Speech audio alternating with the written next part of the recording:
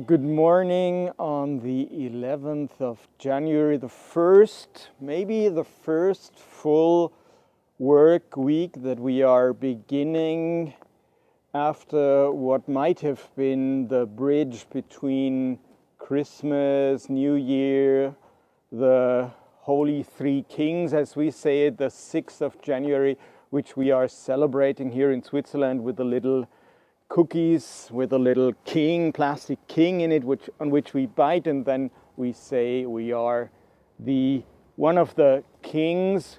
You might or might not know it, being new to this city and country. We are at the beginning of the year, and time is flying.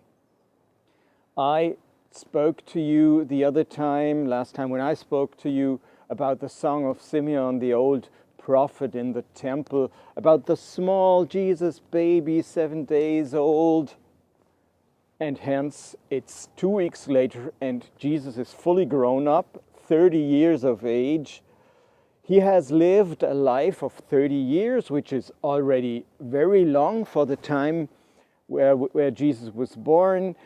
30 years he worked as a carpenter. He was the son of Mary and the adopted son of Joseph. He had siblings, brothers and sisters, and he lived in his little town of Nazareth.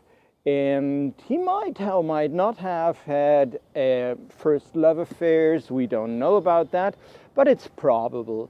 Jesus lived his life till the very point where he recognized that there is one more step, one other life he has to live.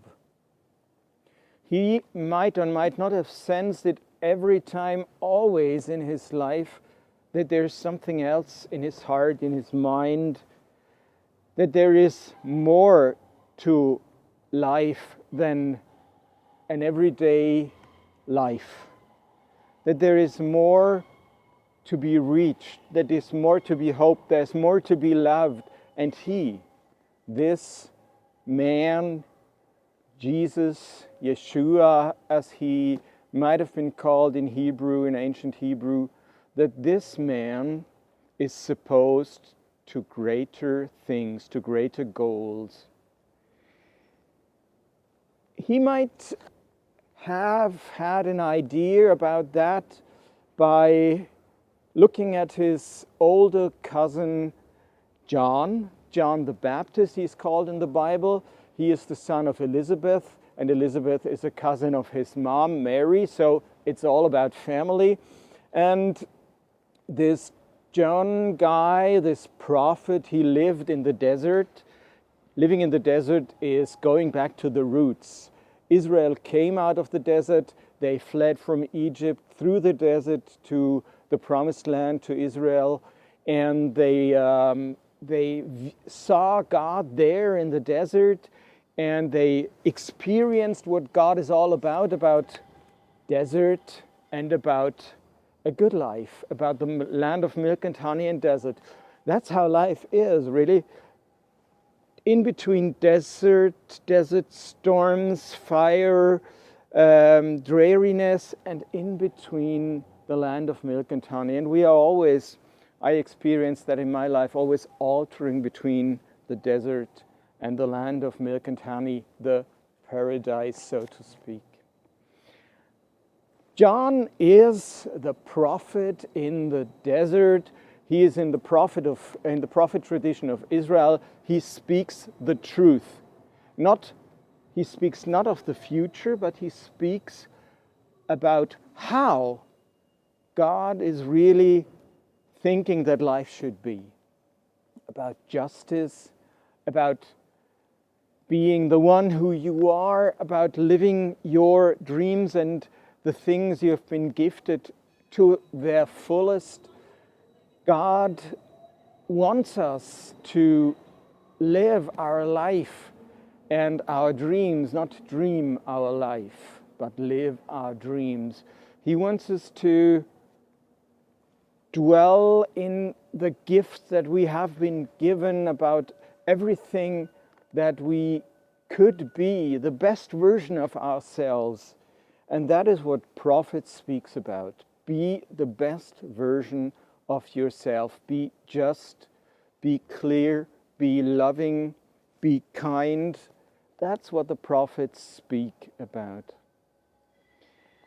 And John, the wilder, older brother or cousin of Jesus, he worked in the desert, and Jesus might have noticed there with John is something that he should be given. The Bible calls it the baptism. That is John dunking Jesus under the river Jordan and letting him die of his former life and coming up as a new man, a new person, as the Messiah person that we know of and that we hear of in the Gospels. So, Mark, yesterday's Gospel, tells us in the first chapter, in those days, Jesus came from Nazareth in Galilee and was baptized by John in the Jordan. As soon as he came out of the water, Jesus saw the heavens open, and the power of the Spirit descended on him like a dove. And a voice sounded from heaven, "You are my beloved child, in whom I rejoice. You are my beloved Son, in whom I rejoice." We are right in the heart of God's job description. His only job is to love us. And our only job is to learn God's love from His face, from His words, and take it in ourselves and learn the loving look, the loving words that God speaks, the loving look that He has in or she has in His or her eyes towards us, to learn it from him or her. That is the very meaning of the concept of God. Whether or not you might believe in it, I don't care. But God concept means to look at the world with a long, loving look, and to learn this. And one more thing, I hope very, very much that you who are looking my dose of hope today, that you heard this very sentence by a person that loves you, who you look upon to, who you take strength in, who you esteem highly, that this person told you already, I hope so, and if you are still young, maybe it will happen, it should happen, you are loved. I love you. And not just a mere and empty word, but you hear it with your heart and with your mind, I love you. And especially us men, we tend not to hear it very often.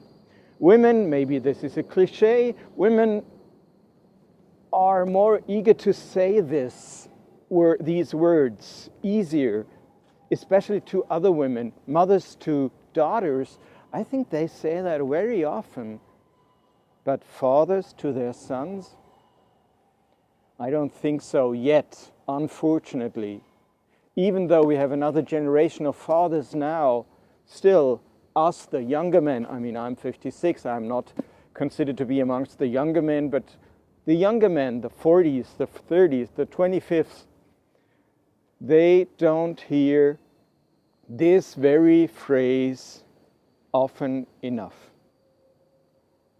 And I think that's one of the main duties of a father person, to say that to their sons and loved young men. So the two young men who are sitting out there and watching this, I love you. I haven't been told these sentences these phrases by a real father, because my mother raised me alone. And I discovered men on my way of life, through my way of life, who said these sentences, this very sentence to me: I'm proud of you. You are just the way you are, right and lovable, and you are strong. I'm so proud of you. In these scarce times, we need hope.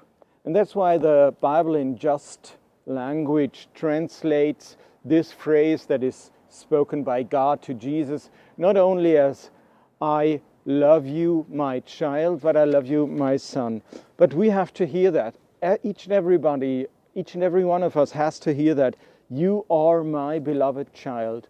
We have, as older generation, the duty to say our youngs that there is hope, that they are loved, that light is at the end of the tunnel, and there is light at the end of the tunnel. We have to stand 1 or 2 or 3 months more, but then it's over. The vaccinations are on their way, and we will all, sooner or later, get vaccinated against this terrible virus. And we will all have a beautiful and big summer, and a beautiful and big fall and autumn. And next year, and 22, there'll be a Fasnacht again. And 21 in the fall, there'll be Herbstmesse again. There'll be another Christmas market, a Weihnachtsmarkt here in Basel. Just hang on with the hope. Don't leave us, because you are loved children of God. So be blessed wherever you are, because you are a big blessing.